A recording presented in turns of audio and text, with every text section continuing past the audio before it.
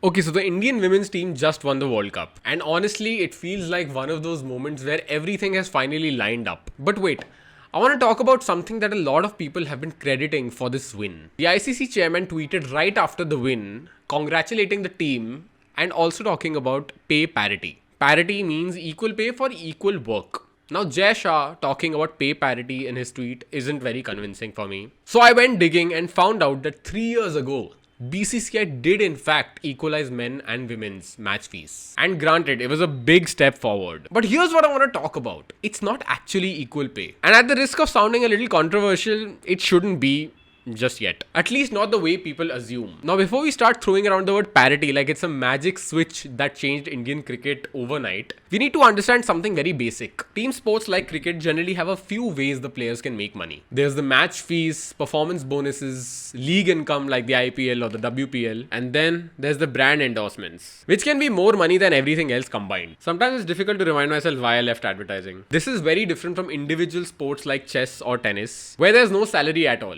You win, you earn. You lose, you learn. Wow, that was not intended. No contracts, no guarantee. Players literally fund their entire careers until they break through. So income in these sports can be miles apart for a top 20 player versus a top 50 player. But anyway, we're coming back to Indian cricket. Back in 2022, BCCI made a big announcement. Match fees are now equal for men and women.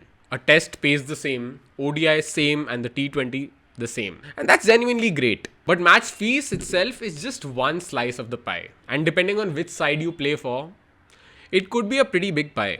Because above that, there's the central contract, your guaranteed yearly salary. And the gap there, it's massive. Then add the IPL versus the WPL contract size, there's the sponsorship reach, the broadcast revenue. Put all of these together and the differences become huge. But here's the important thing. Equalizing match fees shows that India's cricket ecosystem is financially strong enough to start leveling the playing field. Which is no surprise, roughly 75% of all cricket revenue comes from the Indian market. BCCI is literally the business hub of world cricket. Now, I'm not saying that you need a monopoly like BCCI to create a winning project, but you do need smart, equitable investment. And this is where the pay gap conversation goes a little wrong. People assume equality means same pay for everyone. But equality doesn't start with equal pay. It starts with equal access, equal opportunity, and equal support. And it's not just cricket. Some sports are still trying to find the right answers to their own realities. Look at the US women's soccer team, for example, where things are the other way around. The women's team is much more successful than the men's team. 4 World Cups and countless trophies. And the men's team still struggled to qualify for the World Cup. But the men's tournament makes way more money than the women's because of the global broadcast value.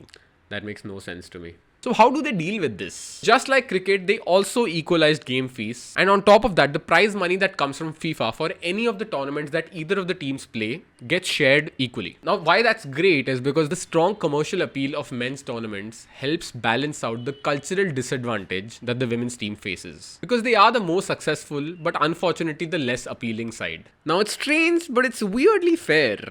Another wild example is the Danish football team, where the men's team refused a pay rise to support the women's side. Which is honestly great, a great gesture to create awareness. But if it doesn't create more value in the form of revenue, it's meaningless. So maybe the question isn't should women be paid equally? It's can the system afford to make the equality sustainable? And if not, is it willing to take that financial risk? Because that's what equity does. It bridges the gap until equality makes financial sense. And that's what every sport in the world is trying to do right now. So yes, India's World Cup win is historic. But it's also a reminder that women's sport doesn't just need celebration. It needs structure, investment, and patience. So my suggestion is a modern way to see that this happens. Watch these stars continue their journey after the win. If the cricket doesn't feel exciting enough, that's fine. Follow them for their stories. Their journeys of finding a place for themselves in a world that is very much male dominated. Give them the views that the brands desire. Equal pay is the goal. Equity is how we get there.